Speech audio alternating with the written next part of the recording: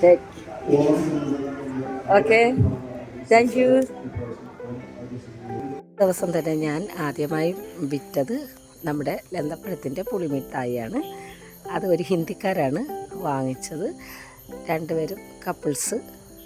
ഞാൻ എല്ലാം നിരത്തി വെച്ച് കാന്താരി മോര് കുപ്പിയിൽ, നെല്ലിക്ക ജ്യൂസ് കുപ്പിയിലൊക്കെ ആക്കി എല്ലാം നിരത്തി വെച്ചിരിക്കുകയാണ്.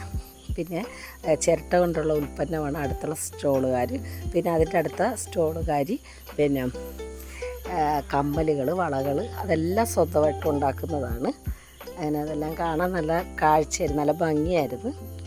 ഇതെല്ലാം കണ്ടു കഴിഞ്ഞ് പിന്നെ 5-ാമത്തെ ദിവസം ഞങ്ങൾക്ക് എല്ലാവർക്കും വ്യവസായ ഓഫീസിൻ്റെ സർട്ടിഫിക്കറ്റ് കൈമാറി. അത് സന്തോഷത്തോടു കൂടി ഞങ്ങൾ കൈപ്പറ്റി. അങ്ങനെ എല്ലാവരും ഹാപ്പിയായിരുന്നു. അപ്പോൾ ഇനി അടുത്ത വീഡിയോ ആയിട്ട് വരുന്നവരെ അസ്സലാമു അലൈക്കും.